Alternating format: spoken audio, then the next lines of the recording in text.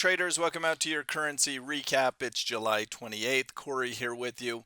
We're going to take you through meaningful news in the markets. We're going to talk about the events of this week, which we have economic. If you follow the stock market, we have earnings. We have plenty to keep us busy. Should be a lot of volatility fueling some good price action moves.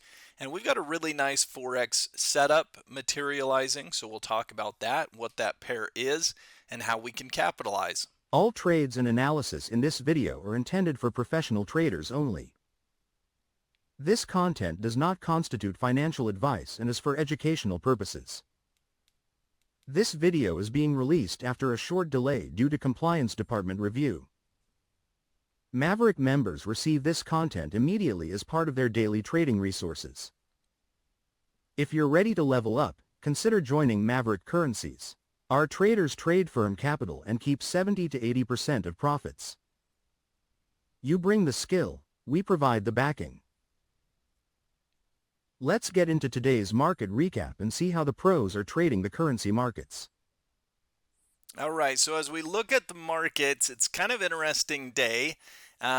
We had some price action moves. We had Euro USD really shifting. Stocks made a new all-time high, and it really didn't look like a risk-off day on the surface. However, this risk-on is getting pretty stretched at these levels. And underneath the surface, what we call market breadth, actually the majority of stocks were falling.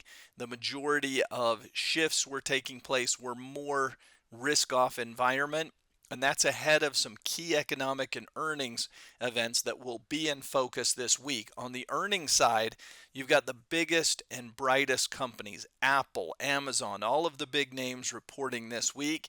And then on the economic side, we've got some major events that no doubt will bring Powell speaking about whether or not to cut rates and the discussions on that and so forth. So today's price action, you saw Euro sharply lower.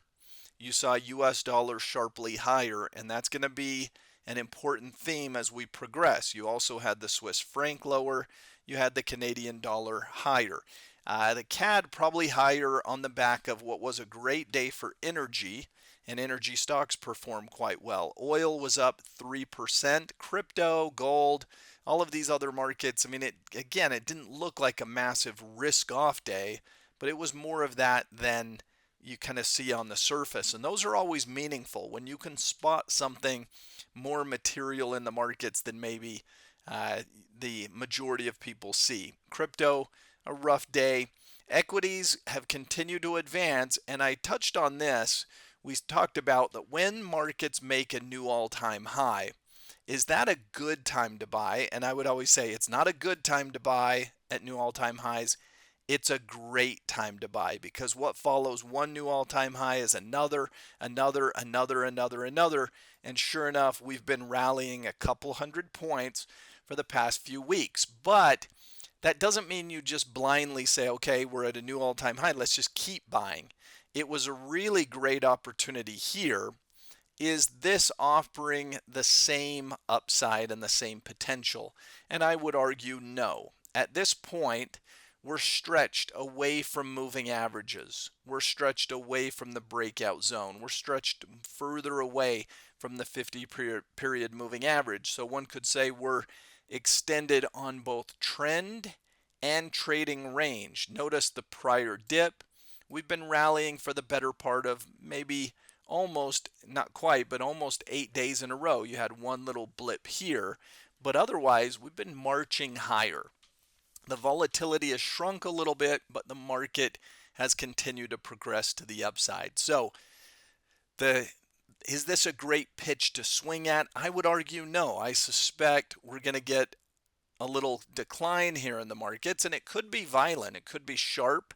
It could happen quickly because we're certainly set up for that on the economic side. So notice that Wednesday morning we come in and we've got the Bank of Canada.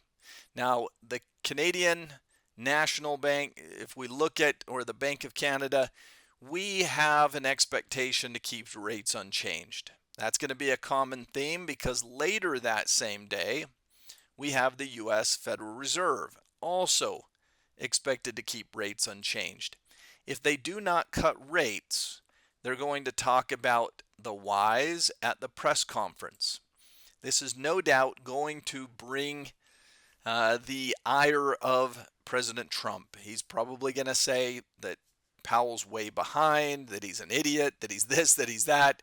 There's going to be that type of reaction. Now, it is a little bit debatable as to whether or not rates will be cut. They will not be raised. That much we know with certainty. Are they going to embark on the rate cutting cycle? Are they going to wait one more meeting? That's the general consensus, is that they're going to wait here and probably signal that a rate cut is coming at the next meeting. Overnight on Wednesday, you've got the Bank of Japan, again, not expected to do anything with rates. On Thursday, you've got core PCE, which is an inflation gauge. On Friday, you've got non-farm payrolls, which is an employment gauge. The Fed has two main mandates: full employment, which is what this gives us information on, and price stability. Inflation, in other words, that's what this gives us information about.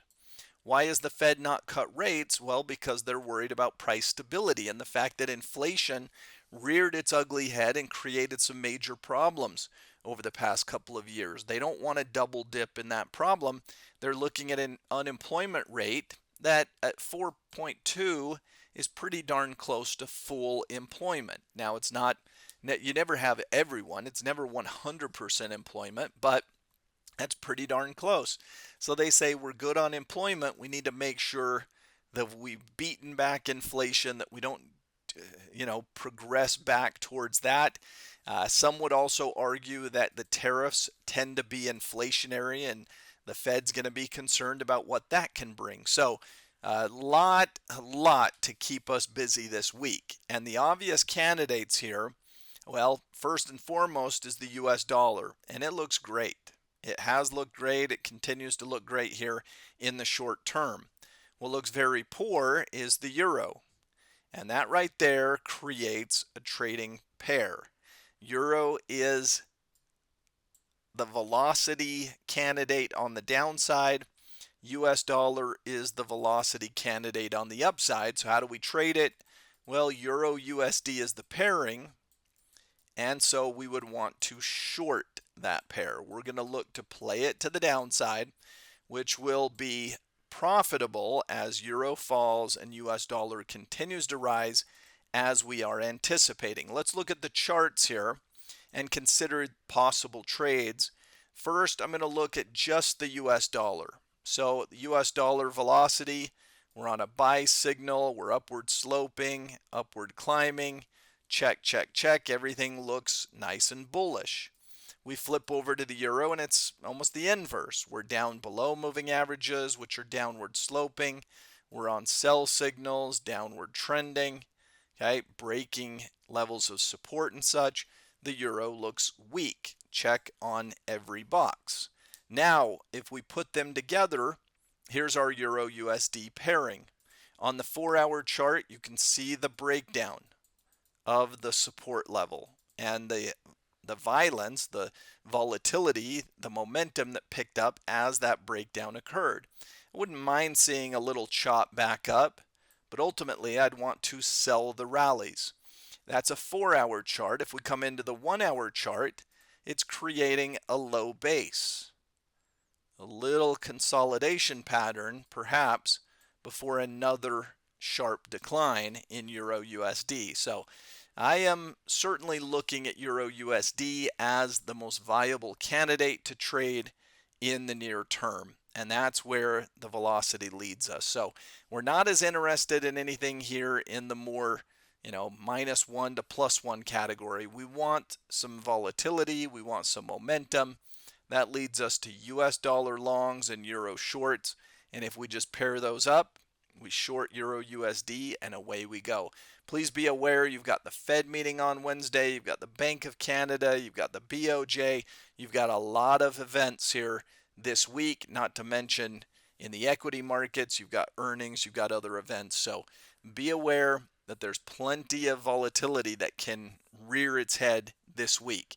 Should be a good trading environment, but just be safe. Use that relative strength and relative weakness to your advantage, and we'll see you next time.